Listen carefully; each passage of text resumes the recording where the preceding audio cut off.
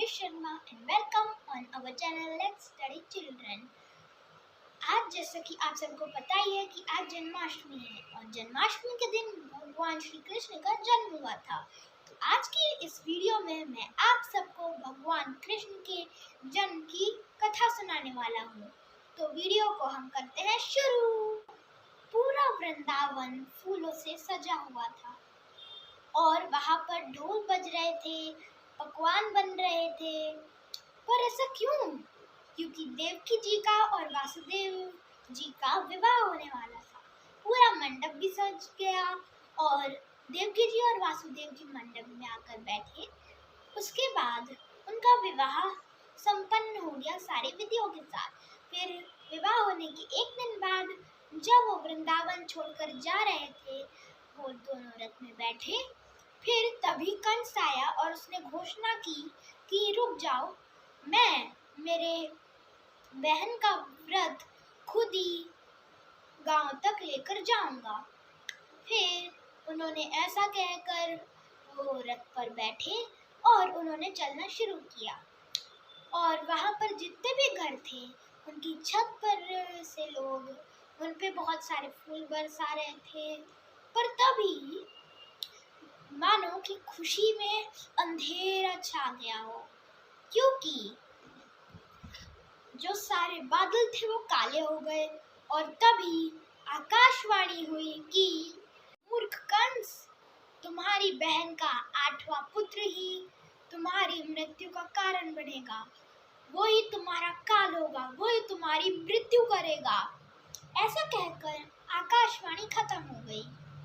उसके बाद कंस को तो मानो आग बबूला हो गया। उसको गुस्सा आया और उसने गुस्से में देवकी जी और वासुदेव की तरफ देखा।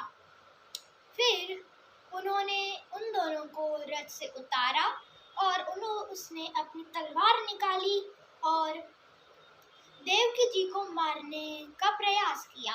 पर जब वो मार रहा था तब वासुदेव जी ने उसका हाथ पकड़ा और बोले कि रुको कंस, तुम अपनी बहन की मृत्यु नहीं कर सकते हो, तुम्हें इसकी मृत्यु नहीं करनी है। फिर कंस ने बोला कि मैं क्यों नहीं करूं, इसी मेरी बहन का ही 8वां पुत्र मेरी मृत्यु का कारण बनेगा, तो मैं इसकी मृत्यु क्यों नहीं करूं। फिर वासुदेव ने कहा कि कंस रुको, मेरा जो भी पुत्र होगा वो मैं तुम्हें सौंप दूंगा। ऐसा कहकर वासुदेव जी और देवकी जी रथ पर चढ़ गए और कंस चले गया। पर उसने जाते जाते बोला कि अपने वचन का ध्यान रखना वासुदेव। ऐसा बोलकर वह चले गया। फिर देवकी जी और वासुदेव जी का जो शयन कक्ष था, वहाँ पर वह विश्राम कर रहे थे। वो जो शयन कक्ष था वो कंस के महल में था। ऐसे ही बहुत दिन बीतते गए। कुछ दिन बीतने के बाद देवकी जी का प्रथम पुत्र हुआ।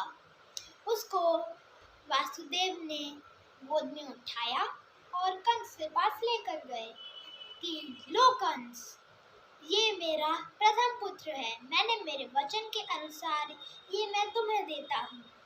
फिर कंस ने बोला, नहीं, मुझे तुम्हारा प्रथम पुत्र नहीं चाहिए।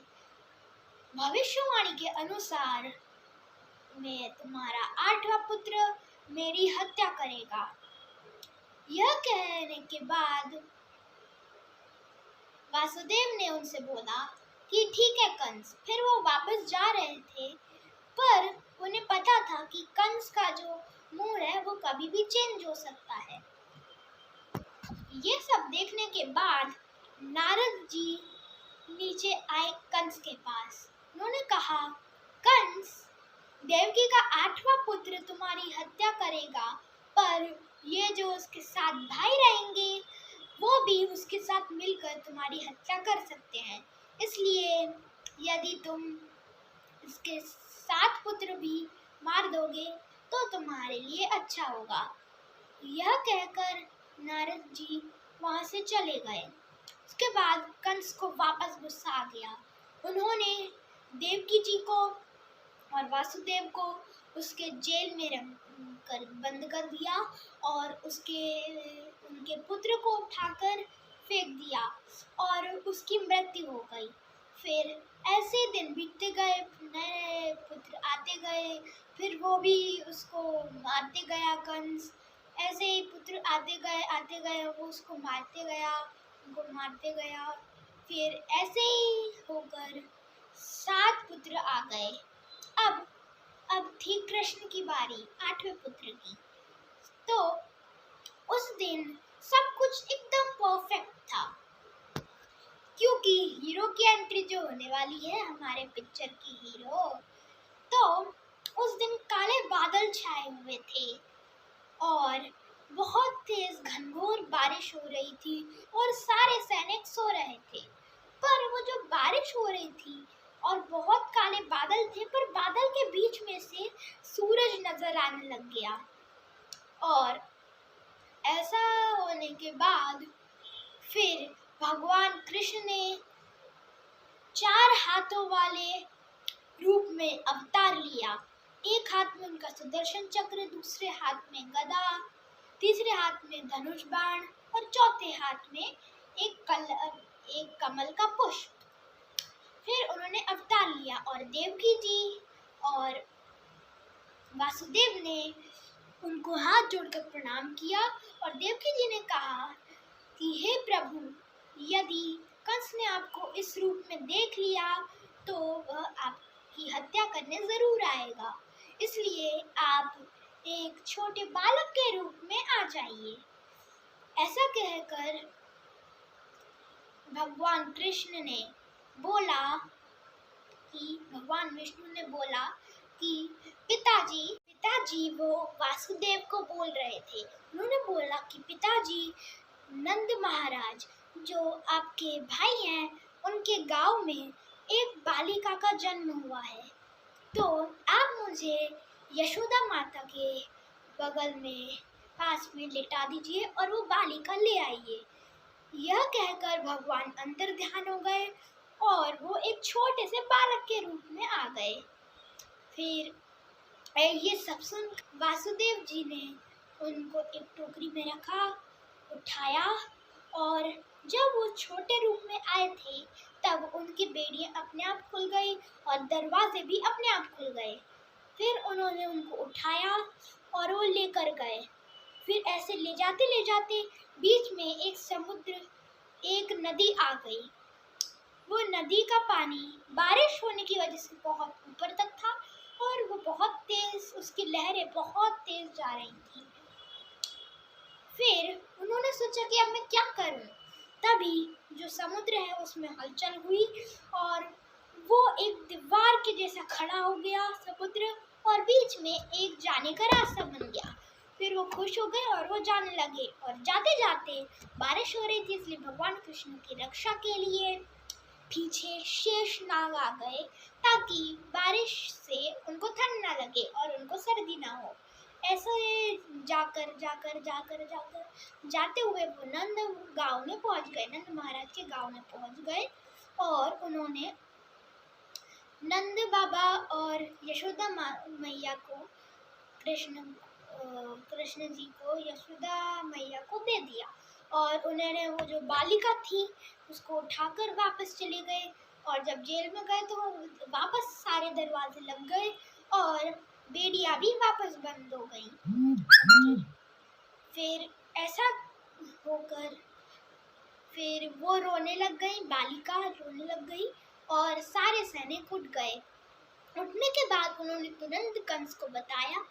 कंस सारे दरवाजे खोलकर आया और उसने वो बालिका को हाथ में उठाया।